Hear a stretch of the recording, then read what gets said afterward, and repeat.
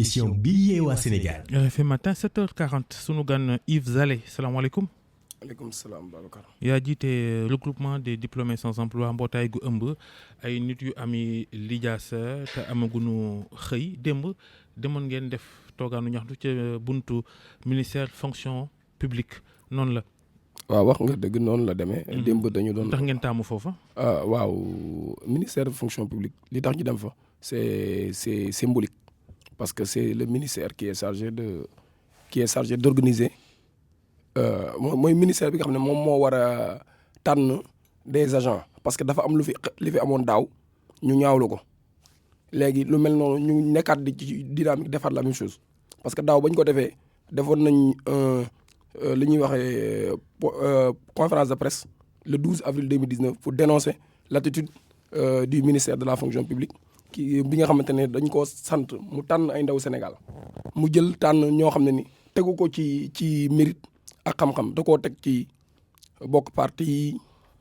am ay relation personnelle maanaam mbokk wala bokk dëkk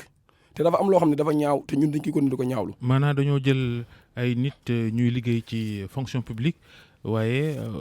ñu bokk ci ñi farak Macky Sall la. waaw ci gàttal noonu lañ ko mën a waxee. loolu am ngeen ci firnde. am nañ ci firnde ba démb ji mujj rek am na ci kenn coo xam ne bokk na ci ñooñu noonu ñu jëlee noonu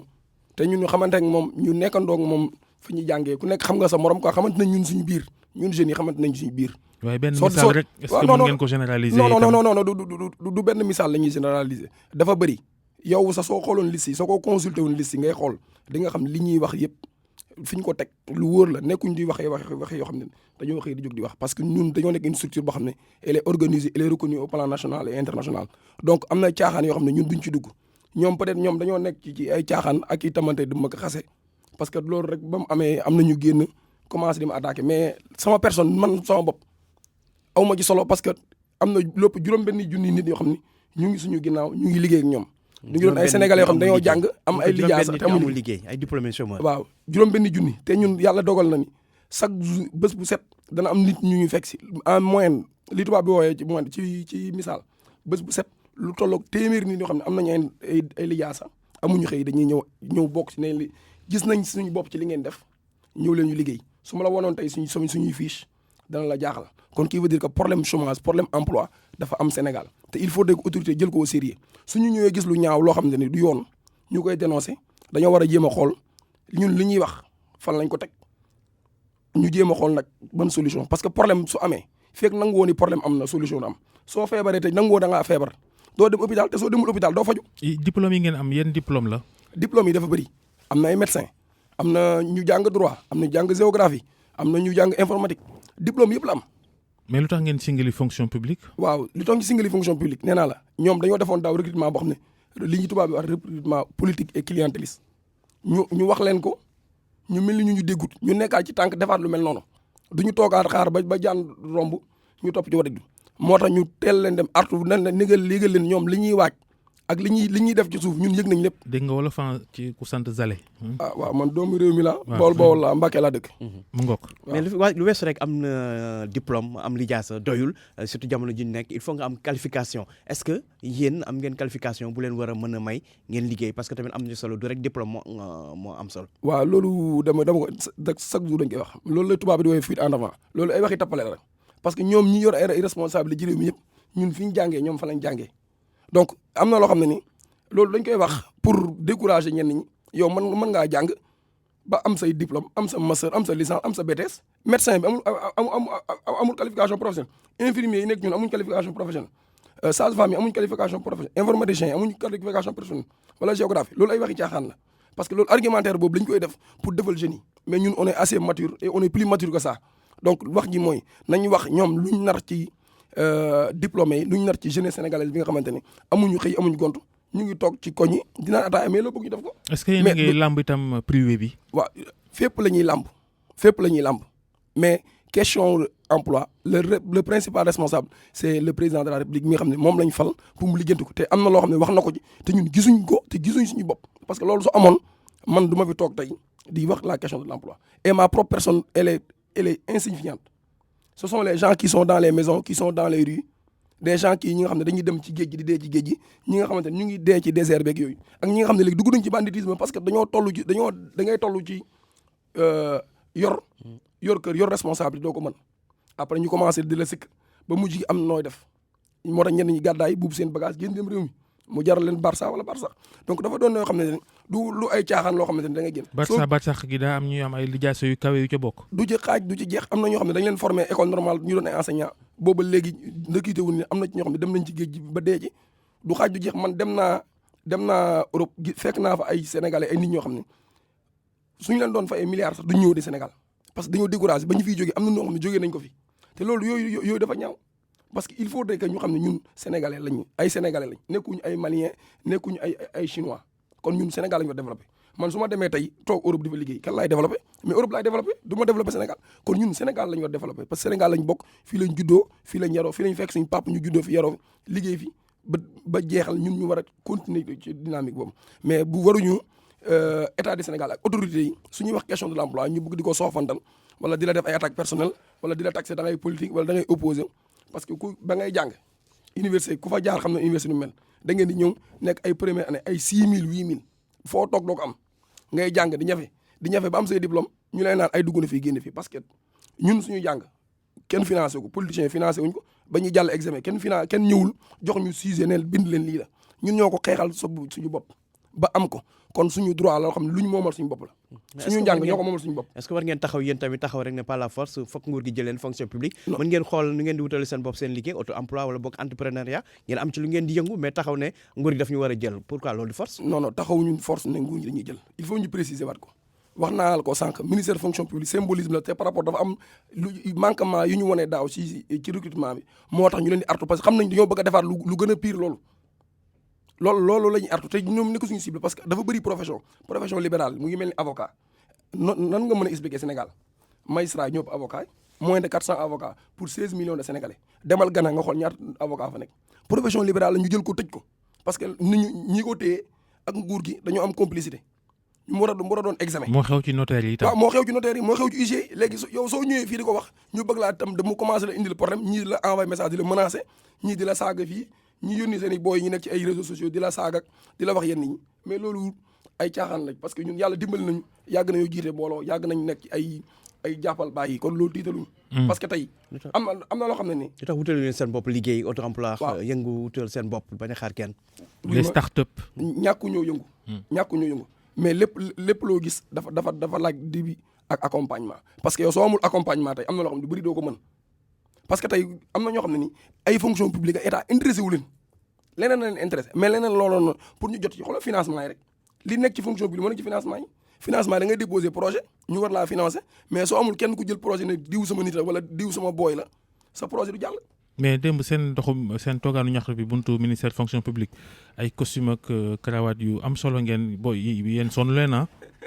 yow da ngay saboté parce que xam nga kan ku fa sol costume am fa parce que costume moom am na yoo xam ne nii c'est pas approprié. certes c'est une simple tenue mais xam nga ni problème bi c'est un problème très sérieux il faut que nit ñi jël ci sérieux ñu bañ waxi caaxaan yi ak waxi tappale yi nga xam ne dañ ko ciy def te que ñu ngi woo président de la république mi nga xam ne moom lañ fal parce que les ministres là ay autres. mais justement président daaw ci waxtu bi ñuy nekk ci campagne électorale bi muy waaj a jeex taxaw na ci Guédiawaye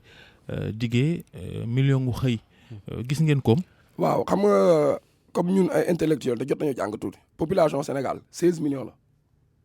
donc sooy wax wi emploi di nga génne ñi am 65 ans jëm kaw ñooñu pratique de facto bokkuñ ci ak ñi am de 0 à 15 ans léegi da ngay xool entre 15 ans ak 65 ans ñaata sénégalais ñoo ko am ak ñaata ñoo ciy xëy soo defee rapport bi nga xool 1 million su fa duggee rek nga xool automatiquement xam nga ne 1 million su fa duggee man du ma fi toog keneen du fi toog parce que ñun tamit jàng nañ quoi am nañ économiste am nañ statisticien. lu gaa yi wax dañ lay laaj ba xam tàmbale na am déet. même bu million bi matul itam seen ngeen yees ci jëlum nit ñi ci xëy geeg ñoom seen. ñun gisuñu ak créer condition yu nit ñi rawat na gone yi mën a amee xëy. gisuñu xëy mi gisuñu condition yi c'est ça c'est là où se trouve le problème certes na ñu ngi rafetlu direction de l'emploi am na activité yoo xam ne commencé na ñu ngi def recensement des demandeurs d'emploi d'ailleurs ñun sax ñu ngi ci liggéey ak ñoom pour jàpp leen parce que ñun on est ouvert à tout le monde képp koo xam ne am nga solution wala yaakaar na jow solution bind nañ la wala dem nañ ci yow mais suñu la bindee faale wuñu ñu wala wuyu wuñu loolu yow la concerné mais ñun suñu devoir mooy on va aller vers toutes les possibilités xam ne ni emploi mën na faa am moo tax d'ailleurs président dafa newoon day organiser un conseil présidentiel sur l'emploi ba tey amut mais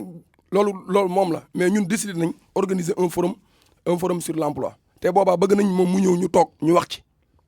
parce que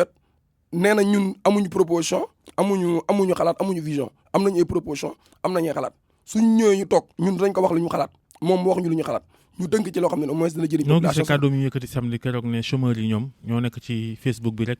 lu mu wax ñu jubbanti ko di xaseeg ñoom seen ba nga déggee wax jooju moom noo réagiré. waaw bu ma déggee wax ji damaa njëkk a reetaan rek ay reetaan la ma jàpp parce que moom lañ fal parce que suñ ko falu doon kenn du ko tudd parce que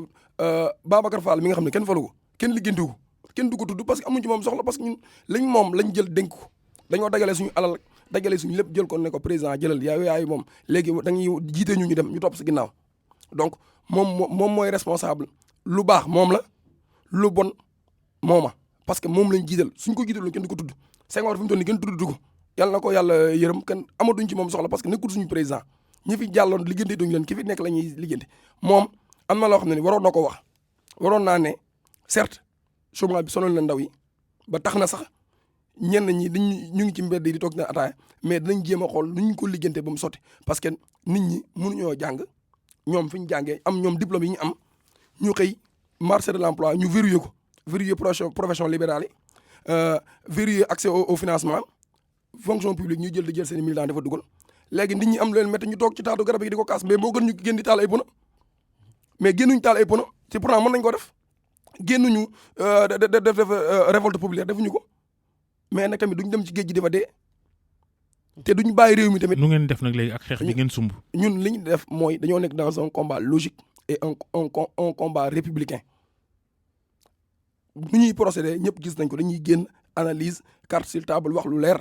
loo xam ne ni ku ko dégg xam ne yéen a maanaa mais peut-être que ñoom ils sont dans d'autres considérations yoo xam ne ñun nekkuñ ci ñun lu ñu intéressé emploi moo ñu intéressé. démb bi ngeen nasee keroog ba démb ngeen amal ko dem ci buntu ministère fonction publique est-ce que jéemoon dajeeg ministre bi itam gënul woon ngir mu gën a dégg li ngeen di wax. waaw ministre bi bañ ko bindee ba léegi ëpp na juróom-ñaari weer liggéeyante wuñu ñi nga xamante ne am na ñoo xam ne réagir nañ dañ koy rafetlu déjà am na ministère yoo xam ne réagir nañ lu ci mel ni ministère des finances service am woo nañu ku ci mel ni ministère en charge du PSE ay service am woo nañu. kon qui veut dire que tamit su amee lu rafet ak lu baax da nga koy rafetlu ku mel ni médiateur de la République recevoir nañu ku mel ni directeur de l'emploi tamit ñu ngi koy encourager moom bañ ko nommé ba léegi boobu léegi ñu ngi déggante ak moom pour xool comment faire pour apporter des solutions et pour aussi comment faire pour recenser les demandes d'emploi yooyu su amee dañ koy rafetlu mais ñeneen ñi ci des réagir ñu yeneen yi des réagir guñ. mais am na kuréel yu mel ni ANPEJ yor wàllu xëy ndaw ñi ak DER tamit di boytu koppar bu nguur gi taxawal ngir jàppale ndaw ñi ak jigéen ñi seen wàllu financement kuréel yooyu ndax yéen jëm ngeen leen jege ngir xool ñu leen mën a jàppale ci seen wàllum xëy gi ngeen di wut. waaw ñun ñàkk ñoo jege kenn nee naa la DER dugal nañ fa 9 projets dans le cadre du regroupement mais benn ci projet amul financement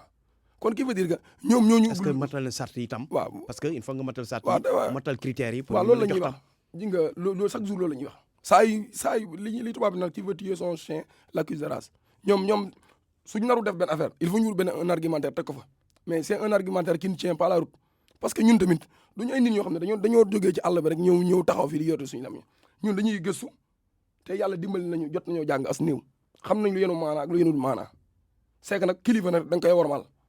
mais kilifa tamit soo koy wormaal war naa xam ni ndaw yi wormaal nañ ma wormaal mënta weesu nit bind la nee na damaa bëgg ñu toog waxtaan loolu kay jeex na loolu amul leneen la ñu des mais duñ ko nangu il te ferme la porte après soo ñëwee mën a wax léegi après accusation la ñuy def di la attaquer gauche di la attaquer droite di la. mais li Ndiogou wax sànq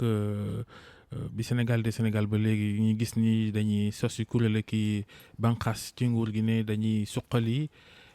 pexe yi jëm ci ndaw ñi mën a am xëy Macky Sall mi lu ne sanc na ko fa itam bu ngeen koy xayma ci juróom-ñetti at yi mu nekk président Sénégal boo ko doon jox note ginnaaw ci wàllu njàng ngeen bëgg di gën a yëngu ñenn ci yéen ban note ngeen koy jox sur 20. damay delluwaat jamono collège ak lycée la note elle est faible yow Babacar xam nga ban chiffre la waaw c'est faible c'est ça la vérité c'est faible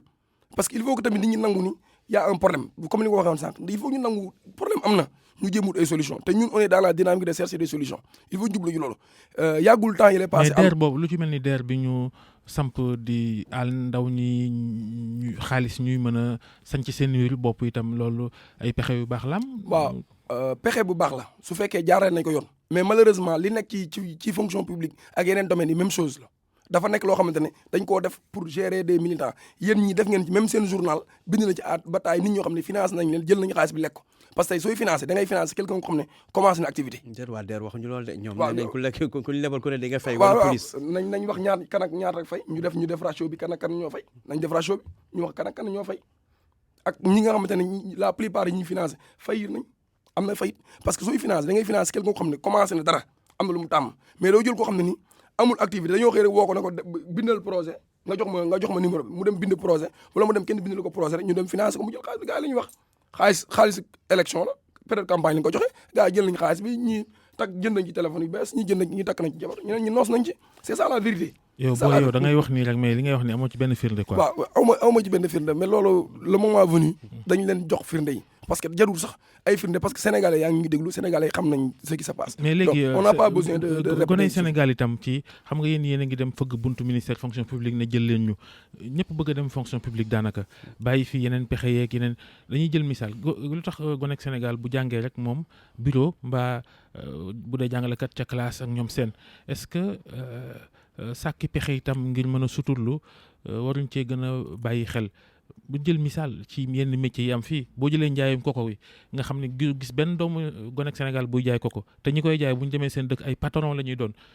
xeetu te bu leen neexee ñu jël gaal dem Europe def fa liggéey bu gën a yées est-ce que mentalité itam warul changer tuuti ci ne waaw man daal liggéeyu bureau mbaa liggéeyu fonctionnaire rek laa bëgg. waaw loolu li nga wax ni dëgg la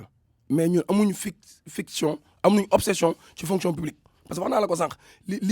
profession yi ñu laal ci bopp moo bëri amuñu fa fiction mais dafa am loo xam ne dafa am ay manque non non dem ci àll boobu futteeku bay. waaw déglu rek bay dañ koy xam mën ko soo amee 6 ans wala 7 ans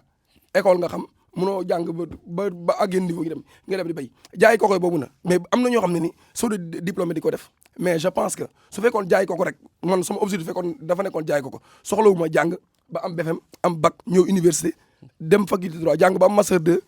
ba pare ma bëgg retourner waat kon di 20 ans yi ma jàng ci maa yi amutoon njëriñ mënoon naa yam certificat kon qui veut dire que tey dafa waroon naa def 15 ans dans le domaine. mën ngaa créer petite moyenne entreprise je sais pas moi pour justement gën a moderniser xeetu liggéey yooyu loolu itam warees na cee bàyyi xel. effectivement yooyu ñu ngi ciy bàyyi xel moo tax ne la ñun am nañ ay projet moo wax naa la ko sànq nee naa ñun am nañu projet yoo xam ne ni dugal nañ ko te kenn financé wuñu te am na professeur bu mag bu nekk bu fi ñëwoon ñu invité ko muy wax ci problème Sénégal waxoon na fi ci te seen émission invité du 20h bu journal bi laa ko jàppe mu ngi wax ni problème sécurité yi am Sénégal xoolal Sénégal instant bi on a besoin de 13 000 policiers déficit la et je peux citer le professeur Abdoul Aziz Kébé moo ko fi wax on a besoin de 27 000 gendarmes parce que il faudrait que mu am une assise sécuritaire day ànd ak économie tey Babacar Fall soo amoon possibilité tey comme ni amee yeneen dëkk yi di dox te kenn du jël sa alal kenn du la agressé kenn du la def dara loolu day jouer ci économie te emploi day yokk économie il faut ñu xam ne premier pourvoyeur économique mooy emploi su amee plein d'emploi rek économie day dox. jërëjëf Yves Zale président coordinateur regroupement des diplômés sans emploi mooy ñi jàng bi amee lijaase di wutum xëy te ngeen ni nguur gi daf leen ni tànqamlu démb amoon ngeen toogaanu ñaxtu ci buntu ministère fonction publique jàngeen jëf mbokk yi yéen ñi àndoon ñun ci subaak léegi ci RFM ak ci TFM ci RFM matin ba ëllëg incha allah 6 heures du matin.